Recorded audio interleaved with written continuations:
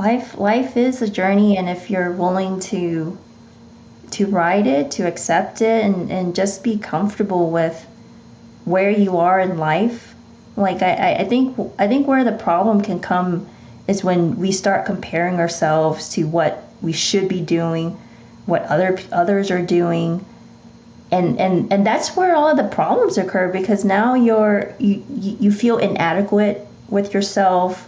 But it takes over the mental space of the fun and the joy, the adventure, the things that really bring humans life.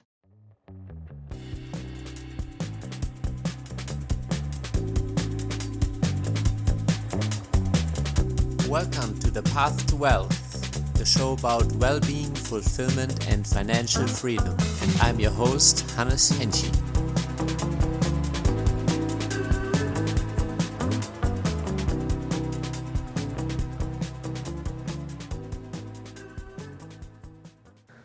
Hello everyone, welcome back to The Path to Wealth. I'm your host, Hannes Henschel. In this episode, we will hear the inspiring story of a successful engineer shifting into the world of real estate investing. Let's hear the career journey and experiences of Anna Tan. The managing partner of Sweet Life Multifamily, Anna and Peter Tan have acquired, operated and invested in real estate for over 10 years. In multifamily alone, they have invested over 1,500 doors and have over 100 million under management. They also operated a property management company that handles a single-family home portfolio. Welcome to the show, Anna. Thank you, Hans. I'm excited to be here. Of course. I mean, we already went pretty deep before we even started recording, so I'm even more excited about our conversation now than I was before. Absolutely. Let's get down and dirty. So let's start a bit with real estate. Why did you guys seek out financial freedom, and why real estate? So our real estate journey started with the single family homes, and it was more of a gift of education more than us seeking out. This was over 10 years ago, and as a wedding present, my parents actually gifted us with one of their rental homes. And they've been renting, renting out, operating single family homes for quite a while. They've been buying commercial properties and all this and that. And I never really understood why they were doing it. And I've never really took an interest, but they always did it in the background. And so my parents offered me this house as a wedding gift, and we could have either opted to, at the time I was living at my mom, or my parents' house, we could have either opted to move in or try to continue renting it out and be landlords and open up essentially our first business and kind of see what it was like. And so we opted to do that. We continued living at my mom's house. So my friends actually made fun of us for a number of years because of that. But we saved quite a bit of money doing that, and we learned to be business owners for the first time. And that was such a wonderful experience to be able to gift your children. And I think that's what I'm going to be doing to my girls as well, but more on the commercial real estate side. I'm like, hey, here's an apartment, like, figure it out, right? But that's kind of how we started. And and after over 10 years, we've seen the benefits of it. Like, it's can be self-sustaining if you do it right. It can be such a great transferable thing. You know, if you do have a normal W-2, you can transfer those skills from owning your own business to, you know, your main career, or if you have a main job. And it's just like a wonderful skill set, because you can't really learn that in your traditional education. If you go to university, those are things that they don't really teach you. And so I feel like that's something that we really greatly benefited from.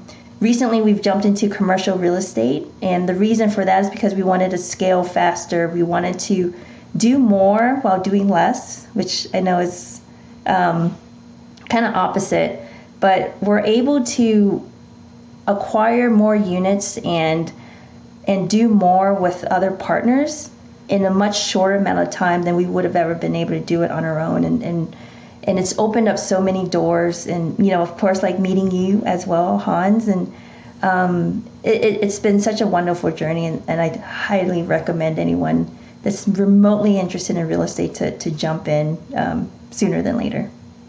Yeah, I think that's a valid point. And I think it's so cool that they gave you such an interesting, different kind of gift. And it could have been taken a different way. You could have also just moved in and it would have played out completely different.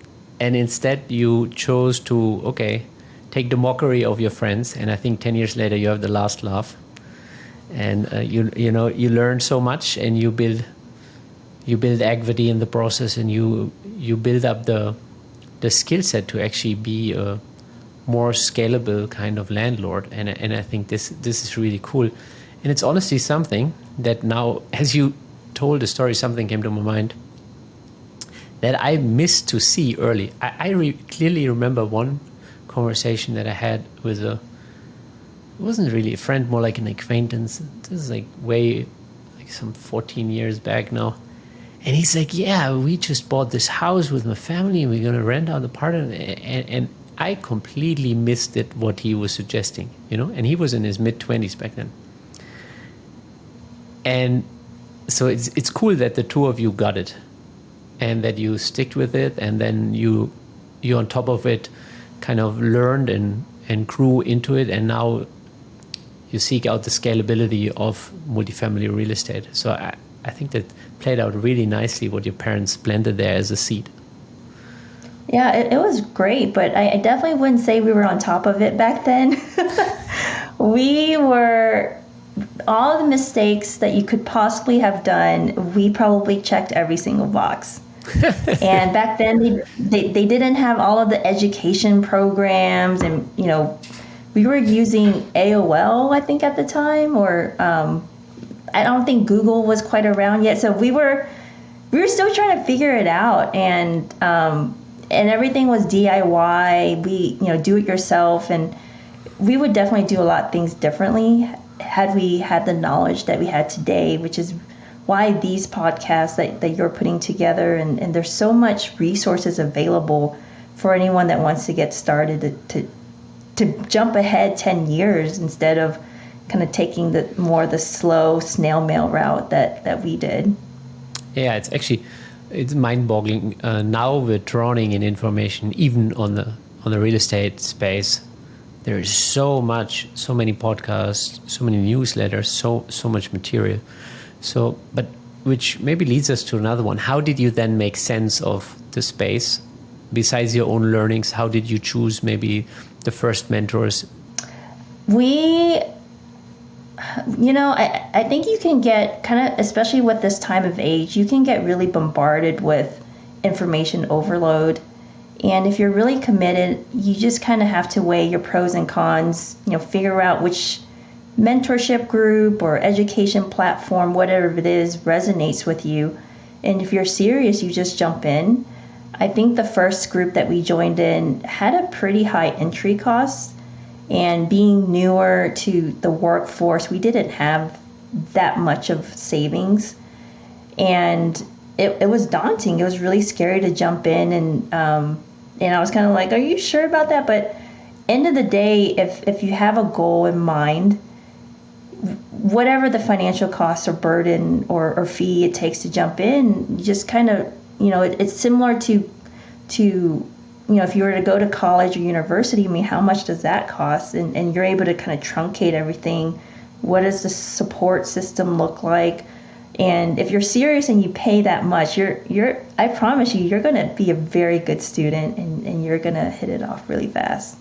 So I think those are some considerations. We've actually joined several different mentorship groups since then, and we've kind of used them, and I think that's really what helped us propel to where we are. And I think the main thing is just networking and learning from other people and kind of seeing how they do things. And as times change and things change, it's really important to keep up with what's current within our industry or whatever niche that you're looking for, and just try to work and improve over time. Yeah, 100%. And I mean, in the beginning, we don't even know what we don't know. Just like when you started out with that first rental, and it's the same. And I think that's where having guidance, going through different materials, speaking to different people, not necessarily mentors, but even peers, networking in general, helps a lot, to kind of see what's possible, or where we can, with our own experience, find a unique angle in something. Not that we need to reinvent the wheel, but I found that all of us, and that's something interesting in life, where you cannot really connect the dots while you're doing things. But then when you look back at it, sometimes we have a unique experience that comes from a completely different place that we can bring into something here, And I always find that very interesting. There's those random things that I learned in completely out of context situation in a completely different aspect of my life, and then they apply here. Yeah, I agree. I think it's really important to not just focus on maybe the one area that you're looking at or the one business, but kind of having a more macro view of things, which really gives you a great view on and being able to connect dots that maybe that weren't there if you were zoomed in too fast. I actually, one of the things that I look at, or I'm enrolled in, is master class, and one of the instructors, they talk about zooming in and zooming out, and how important that is. Like, you need to know the business, but you also need to be able to take a step back and see the big picture, and whether or not you're moving in the direction that you're intending to go. Because if you're too much in the weeds, you may miss that, right? You may miss the details. You actually might physically miss a weed as well because it's 5 feet away. But that's really important to know the actual business, so that you can actually work on it and improve upon it. But you also need to be able to take a step back and see, is this the painting that you're trying to put together? Are these the right colors? Is this the right style? Is this the right placement? Whatever it is, the right frame. Otherwise, because you need both, and you have to be flexible to do both at the same time. So I think that's really important. Yeah, as you were saying that, I was thinking, is it even the right canvas to begin with? Like, is this, or, because sometimes people just get caught up in what they were doing, or in what they thought they should be doing, and what they were taught they should do by their parents, all of those different nuances of why we do things. And it kind of turns out that if you really zoom back, you would be pursuing something very different. Yeah. The way that we were doing things when we first started was the way how my parents were doing things. And it doesn't mean it was right or wrong. It was just, that's what they knew, and that's what I knew. And so if I had maybe taken the opportunity to zoom out, take a couple steps back and see what are other people doing in the same space, I think it would have made my life a lot easier. So, yeah. But then again, we don't know what we don't know. And there's a learning curve to everything. Yeah. And I think my brother once gave me really good advice. This is one of the early investments I did. It was like a private investment I did in the company, and it didn't pan out well. And my brother was like, there's really no reason for you to regret anything, because at any given time you make best judgment based on what you knew. And, obviously someone who is a lot more sophisticated at investment, he would have maybe just looked at the situation or the manager or the numbers and be like, yeah, maybe pass, But then, given the knowledge I had in that particular moment in life, this was the best call I could take, I thought, or I did. And so there's really never any reason to regret. It's just like a situation, and then it's up to us to learn from it and move on, And I mean, we spoke a little bit about before, there's, in my worldview now, I'm really trying to look at things as there is no more problems as such. There's just situations, and everything else is just a label.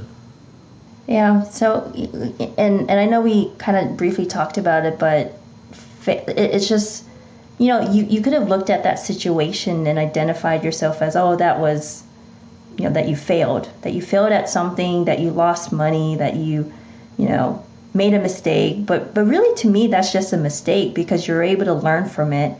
And I'm pretty sure you won't make the same mistake again. And yeah, it probably cost a little more than you would have liked, but but you learn from it. I think that's important, right?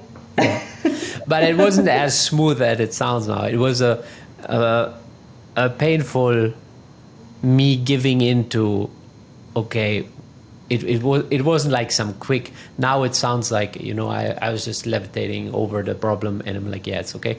It was more like a painful going through the valley of pain. And I always like to say that, if I'm not willing to listen, life has its ways to tune up the volume. And I usually look at the moments in life when it gets a little painful. It's because I haven't been listening and I haven't been tuned in. And then usually when I start listening, things kind of even out, and then it becomes like just another situation and it's part of the journey. Life is a journey, and if you're willing to ride it, to accept it, and just be comfortable with where you are in life. Like I think where the problem can come is when we start comparing ourselves to what we should be doing, what others are doing, and that's where all of the problems occur, because now you feel inadequate with yourself, or you feel that your partner is inadequate, or and then that sense of inadequacy, that sense of doubt starts to creep in, and insecurities, and it takes over all of your mental space, which you should be reserving that. Now I just use should, I probably shouldn't do that, but it takes over the mental space of the fun and the joy, the adventure, the things that really bring humans life.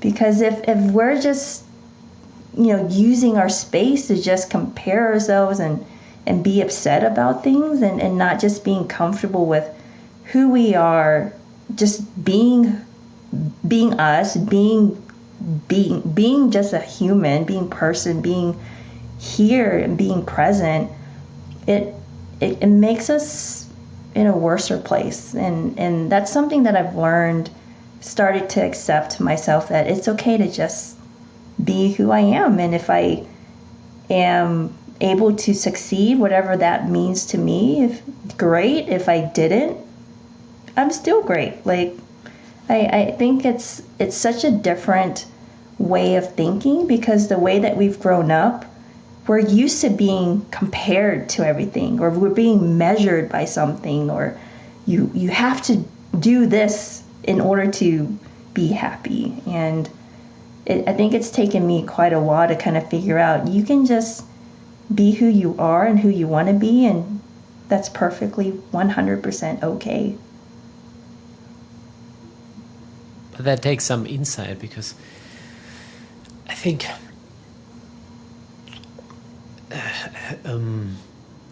Jim Rohn sometimes speaks about that if you are, I don't know the exact example that he speaks, but basically he says, if you're a farmer, and you're just doing your thing, and you're doing small thing just for yourself, and you're smashing success in your own right because you're doing exactly what you want to do.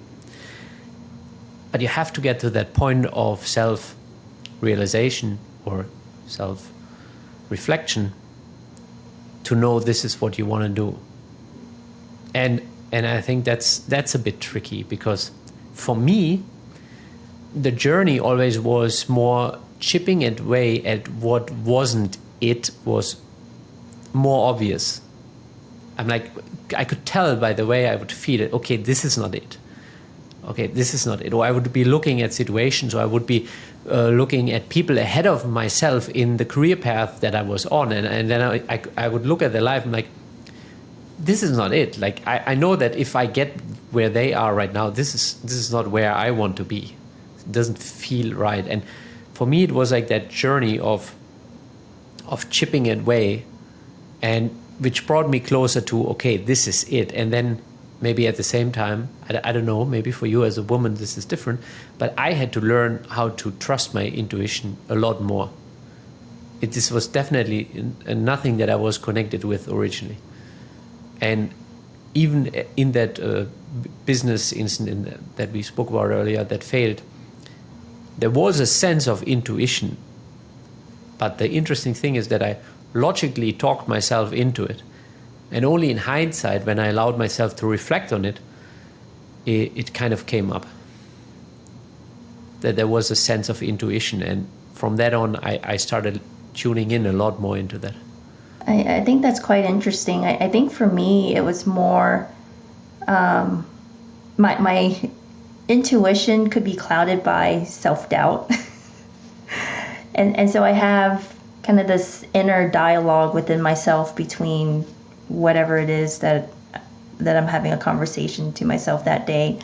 Don't worry, most people do. Wait, was that me? And I think that self-doubt creates a lot of fear. And so there's so many times where I think it's my intuition, but maybe it's more the self-doubt and the fear talking. And sometimes I think you just kind of have to release that and just jump in and take the educational learning and see where it goes. And maybe it costs more, maybe it doesn't. But I think end of the day, I think that's kind of, for me, is the battle between those two, like intuition and then the fear.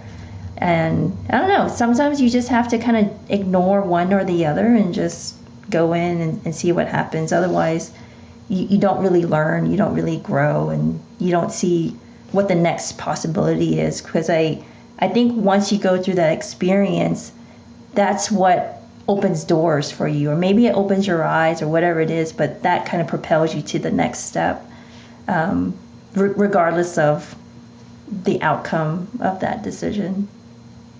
So what is the current next step that you're onto? What are the next possibilities that are in your and Peter's life right now? Well, that's a really good one. So what we started doing is we started kind of, I don't want to say categorizing, but I think everyone has this too. Everyone kind of has different facets of their life that they're trying to figure out. And Peter and I are actually on this journey together to be more compassionate with each other, to take our marriage, to a level 10.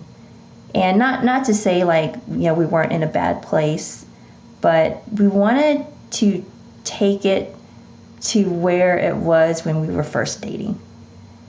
And we actually thought that wasn't possible because, you kind of see in the news, you kind of see, in TV movies that, after you've been together for whatever, after kids, things just fizzle out, right? Like that's normal.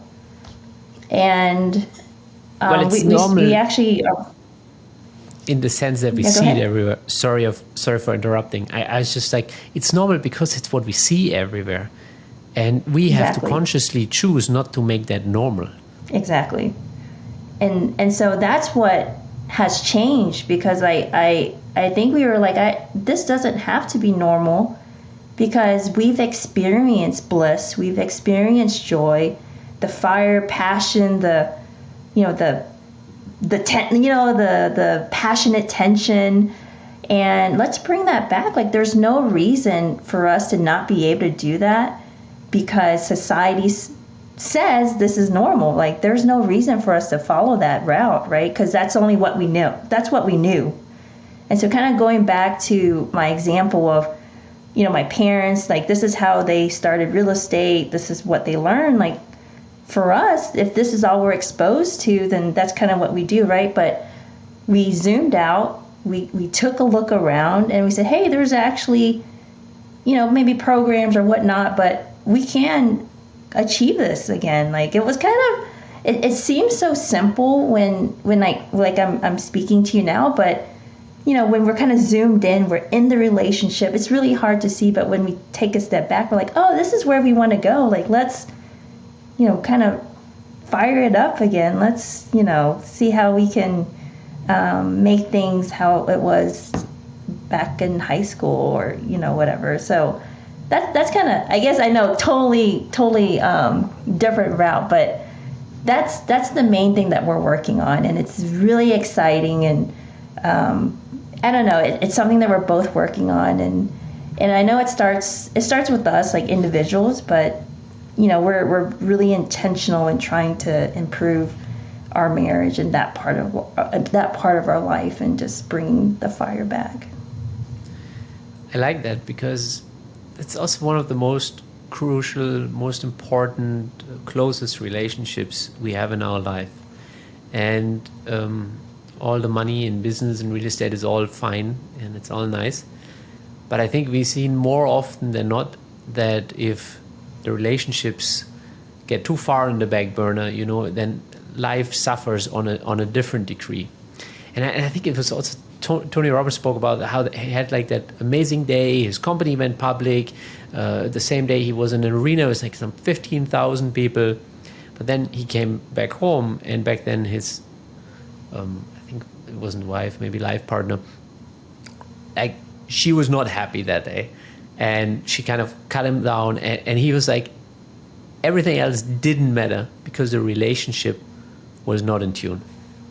Like all of the success that he had the same day, all of the love he got from those hundreds and thousands of people in that arena, all of the financial success he had in that day, nothing mattered the minute he walked into the door back home. And that's why I think you're really working on the absolute foundation of a crucial piece to a very joyful and fulfilled life. It's and I know through that, like we have seen, like through our real estate business, we have seen what we're able to achieve when we trust each other and when we're on the same page. And we're not always on the same page. Everyone's human, but when you're in sync, like you can achieve whatever it is that you need to achieve, and it's probably the most gratifying and most fulfilling experience that you could give yourself and you could give to your partner. And not only that, you're showing, if you have children, but those close around you, how to be successful in their relationships or career or your business objectives. Like, this is how you do it. And they're always watching, and so it really lays not only the foundation for longevity in your love life, but also generations, hopefully the next generation and maybe the one after that. So I think the gift is a lot bigger than just us. I love this, and you make such a point, and it really hits home for me, because I don't have any role models in my life that were truly successful in business together or financially, and also managed to sustain a relationship that was like really loving. Most people that I know, including my parents, that had financial success to some degree, they usually sacrifice their relationship in the process. Same. My parents, they end up separating. They were financially from a business standpoint, they were very successful, but the relationship was not something that I wanted to follow. And I guess from that standpoint, it was an example of what not to do, but it kind of led me to where I am today. Like okay, how do we how do we do it, right? Like, my path isn't going to be the same as your path, but I know that there is a path, and so that's what makes our upcoming project, our current project, exciting. I love it. This is truly the path to wealth here, because I think you truly have your priorities straight. I love it. Thank you. It took a while. And I'm sure that the journey wasn't that smooth, but I'm glad glad we got here, and I'm glad you guys are on track. Thanks. We'll have a Valentine's Day special. We'll talk all about it. Yeah, that's a funny one. Yeah. So this is too funny. So what are, maybe besides this crucial foundational piece, what are some of the things that you currently stepping into, some of the maybe actions that you're taking outside of your comfort zone to grow and to take this to another level? So I joined essentially a mastermind, a communication mastermind, to help improve my communication skills with my husband. And that was really uncomfortable because I am essentially admitting that I don't know how to do something. When Peter and I have been in a relationship for 25 years, something like that. So to kind of say after all of this time, I need help to understand my partner it kind of hurts a little bit. And it takes a lot of humility and lots of tears.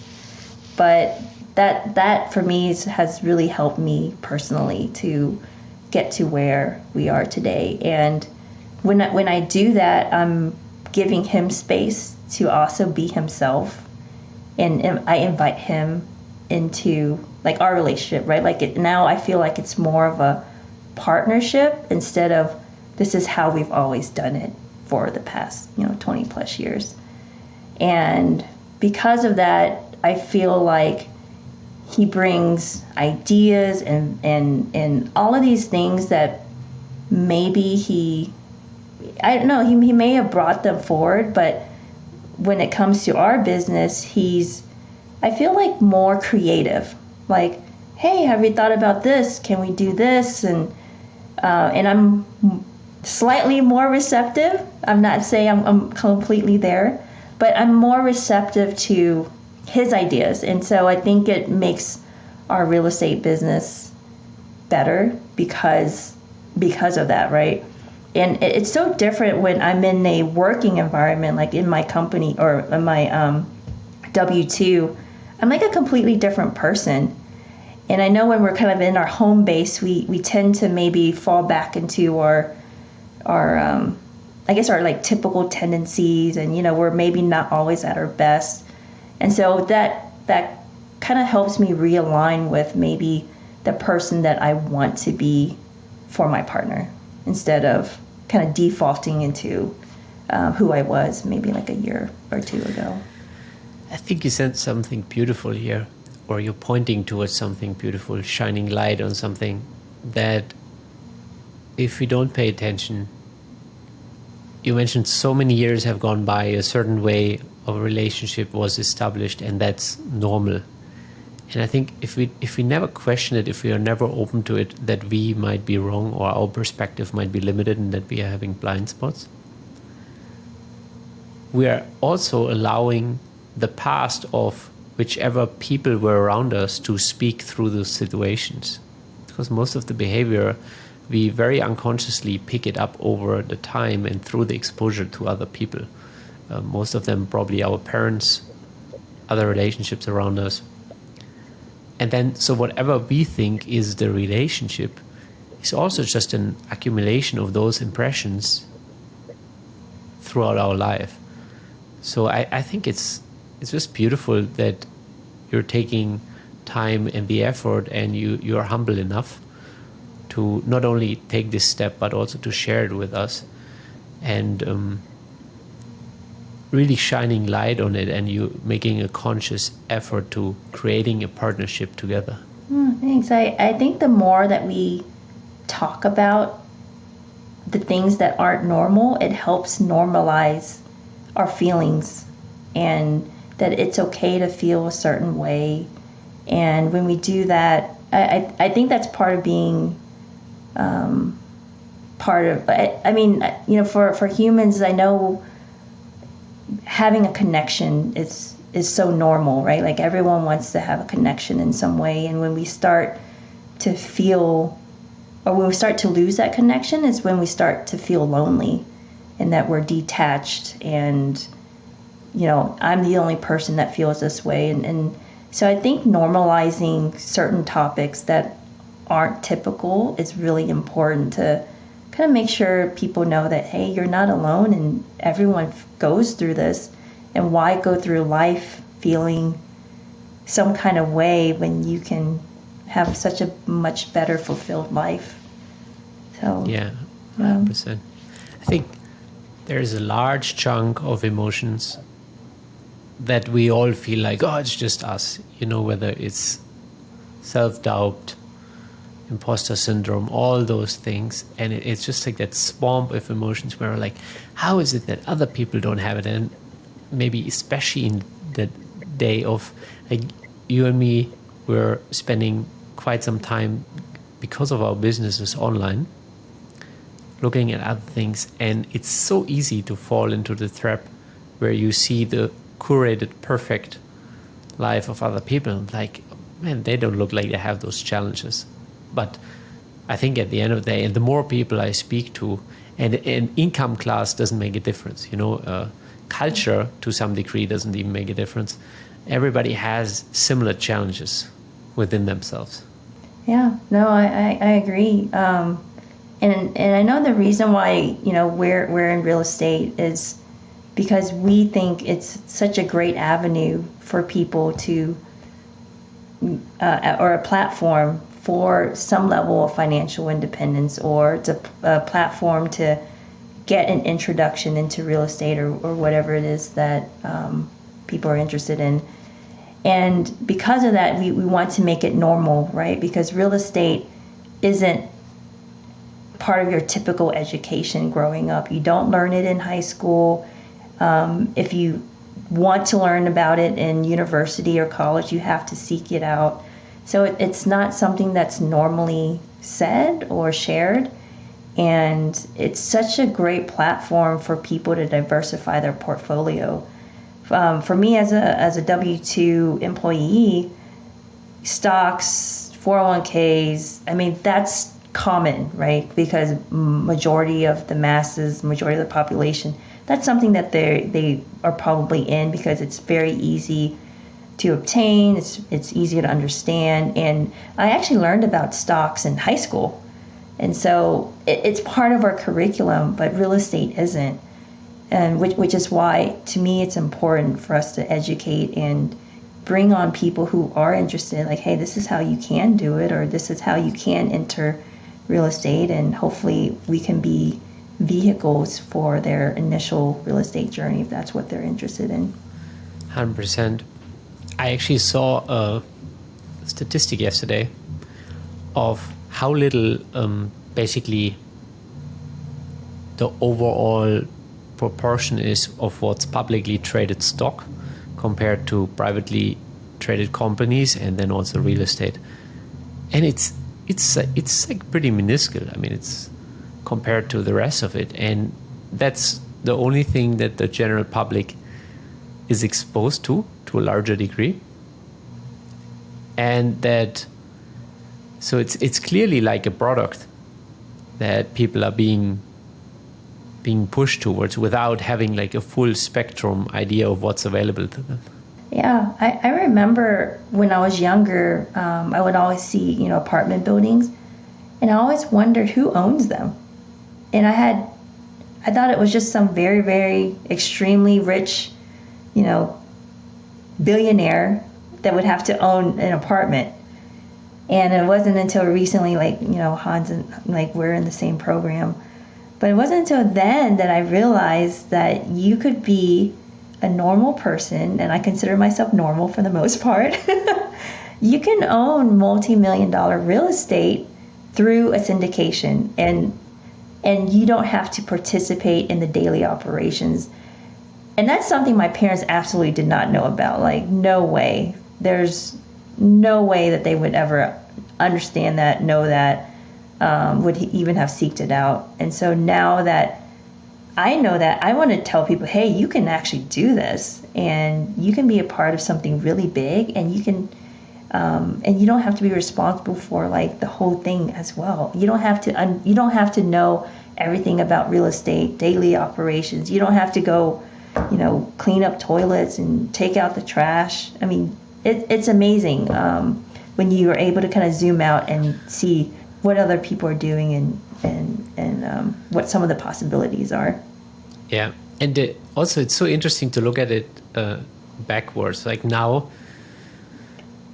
when I first grew up, obviously we all have a certain circle of people, and it's kind of limited based on their understanding of the world. That's the original lens we start with. Unless we seek additional exposure, it's really hard kind of to break out of that. Today, a lot easier because we have the internet. But it makes all the difference to have different exposure, and it's something. Proximity is power. If you are around a certain kind of people that think a certain way, whether they are more healthy or more wealthy or they have better relationships, it will rub off and it will become a new standard for you. And the interesting thing is now in hindsight, when I go back to my hometown, for example, I know there is one family in particular that was really smart around multifamily. They build to rent and long-term hold. And also the primary business that they have is bottling water out of a source, like right where they are. And both of these businesses are just beautiful. Like now, in hindsight, with the idea of numbers and how businesses operate, I'm just like, wow, they really got it figured out, because the water business is a cash cow for them. It's a very simple business, and it's mainly based on marketing. And what they have is contracts in place with hospitals that basically take truckloads of water for their patients from them. So they don't run around town trying to sell feature water with some nice fancy campaign. They're just selling truckloads of water to local hospitals. And they're also supplying a lot of the local shops here, which is this is how they basically have a very strong cash flow. And they took all of that and built to rent, long hold. And now in hindsight, I'm like, man, it's so smart. Why did nobody else in this town pick up on that, including myself back then? Wow. Yeah. I wish they were my family. No, because this is you have your own lessons and your own learnings, and now you're planting a seed for the next generation. And the thing is, we have to go through our own learnings and our own. It's like generational wealth. I think it's primarily a mindset. It's not about the money. It's yes, to some degree, you need to have the right structures to even be able to pass it on. But the most important is to pass on what's going on in the head of the person that accumulated the wealth and what it takes to sustain it. Because anybody can squander a fortune. That was a really great summary ending. I was overtaken by it, actually. I didn't know what to say to that. But overall, it's been very, very different. I really like how open you are. And yeah, it's just a beautiful conversation.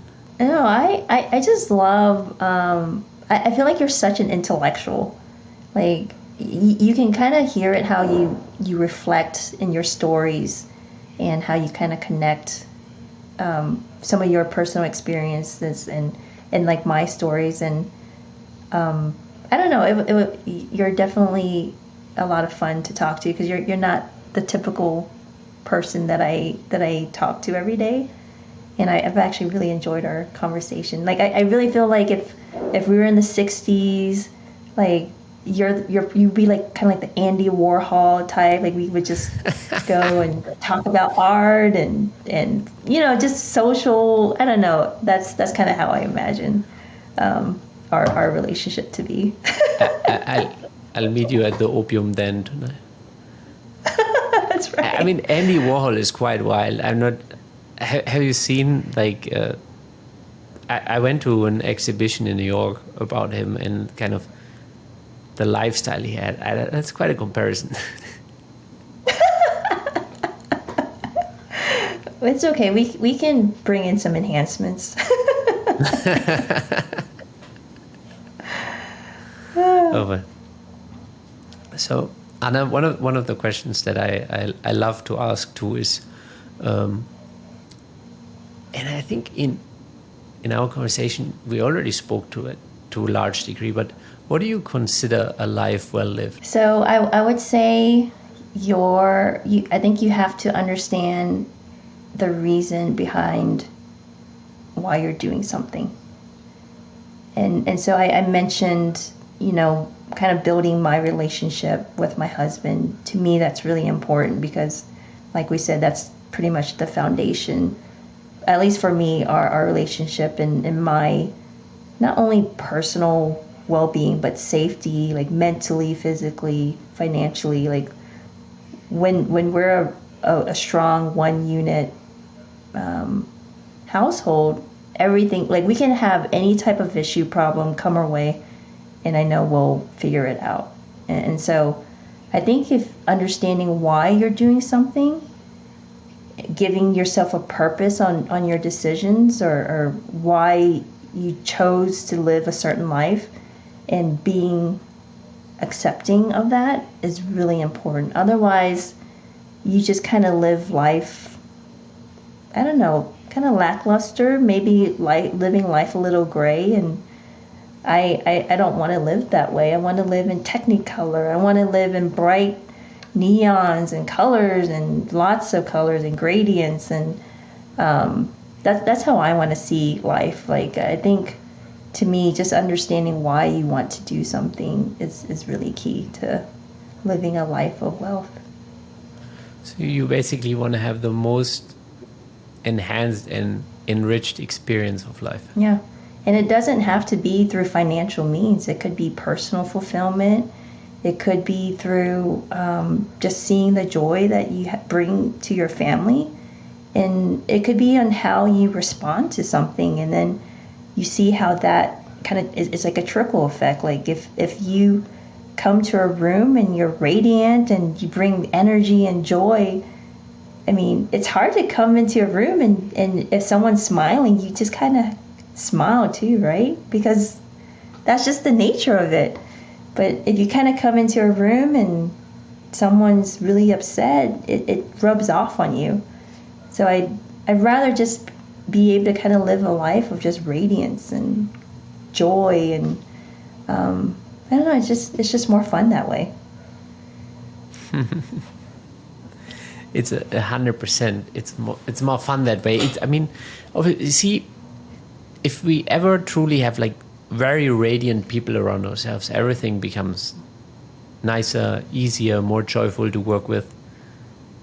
And whenever we don't, we should just try to be that radiant person and, lift up everybody around us. Yeah. And it always starts with yourself, because if you're not happy with yourself, if you're not fulfilled, if you don't have that sense of maybe curiosity or whatever it is that gives you energy, then you're just going to end up sucking the life of everyone around you. And I don't know, that doesn't seem like a very good way to live.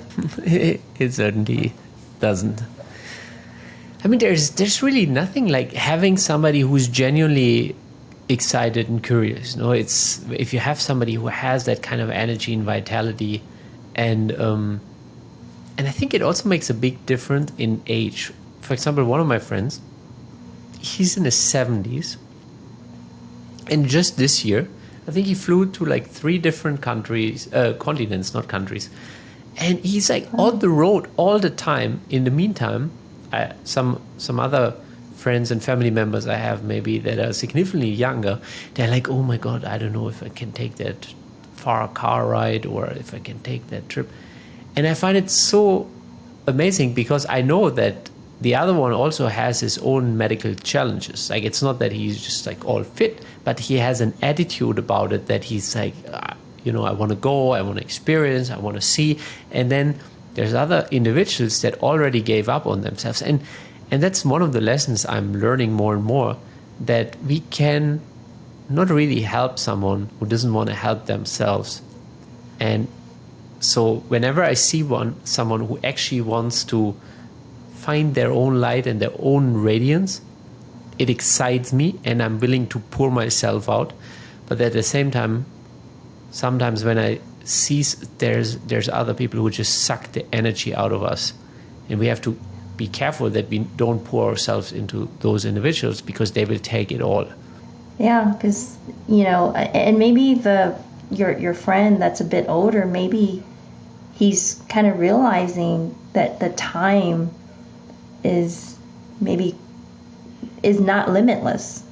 And I think when you're younger, you feel that life is limitless and you can kind of take things slow, or you choose to maybe see things differently, or your mindset is probably in a place that could be better. And I think when you realize that you have maybe a short time here on earth, I think you start to see things differently. And that's how, and I guess kind of a very, how would I say this? Like a very extreme case would be what if I were to die tomorrow, or what if my husband were to die, or my kids were to, die tomorrow, which could happen, right? Like in some freak accident or whatnot, you never know. But if that were to happen, would I have lived a fulfilled life? Or would I have given them my best? Or would I have regretted anything? And if the answer is yes, then I think that probably warrants an immediate pause and kind of look at, like, what can you do differently so that you answer that in a positive way, so that you answer it in a way that you're proud of it, And I think when you kind of start to do that, maybe frame things a little differently, you see that, life isn't limitless, and, why not start today in living the life that you want versus waiting 5-10 years ago, maybe tomorrow, and then tomorrow ends, and then you lived a life of regret. Like that, to me, it's really sad. And I don't know, and it's really easy to fall into that pattern because maybe you've done things a certain way for so long. And to me, that's really sad. It's very sad. And I have two prime examples of this in my family. Just 2 generations in a row, which might or might not have also pushed me to look at things differently. Yeah. And those examples, I mean, I think they serve a purpose. And for those that are willing and open to see it, like yourself, in those examples, like, I don't want to live my life like that, because that's not who I want to be, or that's not how I think life is worth, an example of how life should be. So it's an example, and hopefully it's reminders of how blessed we are. Like I am in my current position, and all the maybe accomplishments and achievements that, us as individuals are able to do. And I think as human beings, we're just so amazing. Like we've been able to, basically like learn how to walk and crawl and eat and do all these things, right, that we take for granted, learn how to communicate. And even those basic things, I think we're just so amazing, just being human. And I don't know, sometimes I think we just take that for granted. 100%. And as you were saying that, I just had this funny thought that we think that the compounding of money over a couple of decades is impressive, but look at the compounding of evolution that spit out the human at the end of at least evolution on this planet so far. It's amazing. And it's okay to just maybe not be as successful as our neighbor as your water multi-family neighbor in your hometown. It's okay to not be them. I think it's great to celebrate them and for their achievements, but we don't have to have the same level of what appears to be financial success and all of that, because everyone within our own means can be happy and successful in our own way. And I think that's the beauty of just being us. One of the things that I learned being in an ashram with monks in India for some time is those were some of the happiest, most joyful, most fulfilled, not just short moments, longer durations, weeks, months of my life. And I was completely stripped of basically anything that I would consider comfort at home or usually. And that really taught me a lesson that what we think baseline is actually ridiculous looking at the past of humanity. Like what we think is normal, that we can just fly around the world, we can speak in real time all around the world. The level of comfort, convenience, communication, technology, all together is just beyond. And it's so far beyond what we actually need to be very, very joyful. I agree with that. I agree with that. Yeah. Well, Anna, this has been quite a conversation. Not so much the normal real estate conversation we had, but I think nevertheless, it's truly the path to wealth, and it came from, I would say, both of our hearts, and there were some real sharings here. So I appreciate you being so open and having such a deep conversation with me. No, I enjoy the conversation, Hans, and I think no matter what we do or what we're trying to achieve, I think your heart, your inner spirit, your mindset is the foundation of if you're able to get there or if you're able to achieve your goals. And I think it's really important. I know a lot of people kind of talk about maybe the business side or how do we get there, but the lesser things, like the things that we talked about today, is equally, if not more important. So I am really grateful for the conversation and your openness as well. Yeah. So where can people connect with you? Anybody would like to get in touch? Yeah, so we are on sweetlifemf.com. That's SUITELIFEMF. You can find us on our website, LinkedIn, and Facebook. And you can also set some time if you'd like to chat further on any strategies, or maybe you want to talk a little bit more on the personal side of things and how we're managing on what we do. But we're always looking for new friends, and if you're interested in perhaps the next real estate opportunity, which we talked about maybe for 5 minutes, I'm always open to it, and just really excited to be part of anyone's real estate journey, whether or not they decide to be a part of ours, or we just love mentoring. And one of the things that Peter and I do at our work, actually, people come to us to talk about real estate and what's the next steps and what do we recommend to them. And so mentorship and giving back to anyone that's newer in their journey, we love doing that. Yeah. And I think it's so rewarding.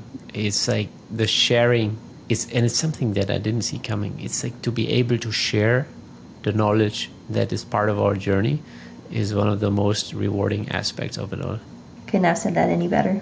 Well, Anna, thanks again. This was just a very, very wonderful and beautiful conversation. Thank you. Have a good one.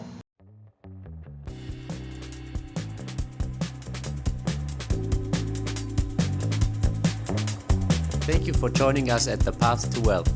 We hope you enjoyed today's episode. Check out our upcoming guests and be sure to share it with all your friends and family that want to take their life to the next level of wealth.